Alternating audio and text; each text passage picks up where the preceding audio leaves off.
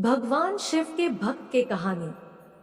भगवान शिव के भक्त की कहानी। भगवान शिव की महिमा अपरंपार है। शिव जी को भोले भंडारी भी कहा जाता है। भगवान शिव अपने सच्चे भक्तों के कष्टों को हर लेते हैं।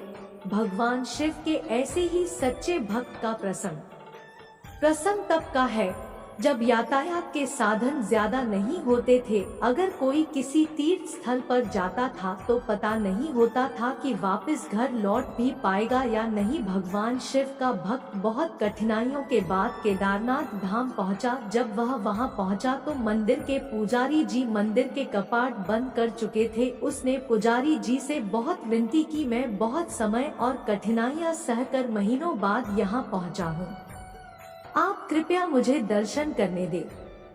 पुजारी जी ने बहुत विनम्रता से बोला कि इस मंदिर का नियम है कि इसके कपाट 6 महीने खुलते हैं और 6 महीने बंद रहते हैं। अगर एक बार कपाट बंद हो गए तो 6 माह बाद ही खुलेंगे। अब आपको 6 मास बाद ही आना पड़ेगा। यहाँ पर जीवन बहुत कठिन है क्योंकि जहाँ बहुत ज्यादा ठंड पड़ती है, आप जहाँ नहीं रह सकते। इतना कहकर पुजारी जी वहाँ से चले गए। भगवान शिव का भक्त उनका नाम स्मरण करने लगा। प्रभु, आप तो जानते हैं कि मैं कितनी श्रद्धा भावना से यहाँ पहुँचा हूँ। रास्ते में आने वाली कठिनाइयों के बाद भी मेरा मन विचलित नहीं हुआ था, क्योंकि मेरे मन में आपके दर्शन की लालसा थी। उनके आंखों से अश्रु धारा बह रही थी।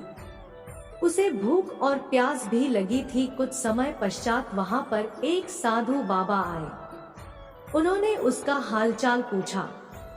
शिव भक्त ने अपनी सारी व्यथा उनको सुना दी। साधु बाबा ने उसे पीने को पानी और खाने को भोजन दिया। उसे हौसला दिया कि मुझे विश्वास है कि कल मंदिर के कपाट अवश्य खुलेंगे। साधु बाबा से बात करते करते कब शिव भक्त को नींद आ गई, उसे पता ही नहीं चला। सुबह जब सूर्य के प्रकाश से उसकी नींद खुली तो क्या देखता है कि पुजारी जी पूरी मंडली के साथ मंदिर के कपाट खोल रहे थे। वह पुजारी जी के पास गया और कहने लगा कि आप तो कहते थे कि कपाट 6 मास बाद खुलेंगे। पंडित जी को उस भक्त का स्मरण आया कि इसने मुझसे कपाट खोलने की विनती की थी। पंडित जी ने कहा, मैं तो 6 मास के बाद ही आया हूँ। फिर शिव भक्त ने पंडित जी के जाने के बाद एक साधु बाबा से मिलने का पूरा प्रसंग सुनाया। पूरा वृतांत सुनकर पुजारी जी स्तब्ध थे। कोई 6 मास तक बिना किसी साधन के इस ठंड में कैसे जीवित रह सकता है।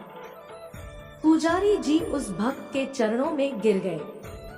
वह कहने लगे कि कितने वर्ष बीत गए मंदिर में सेवा करते, लेकिन कभी प्रभु के दर्शन नहीं कर पाया। लेकिन तुम्हारी आस्था सच्ची थी। तुम्हारी करुण पुकार सुनकर भगवान शिव न केवल स्वयं तुम्हें भोजन और पानी देकर गए, बल्कि भोलेनाथ ने 6 मास के कालखंड को योग माया से एक रात्रि में समाप्त कर दिया। सच ही कहते हैं कि ईश्वर की भक्ति इतनी सच्ची आस्था से करो। अगर कष्ट तुम पर हो, फिर ईश्वर को ही भक्त को कष्ट से कैसे उबारना है। ओ नमः शिवाय। हर हर महादेव। शिव।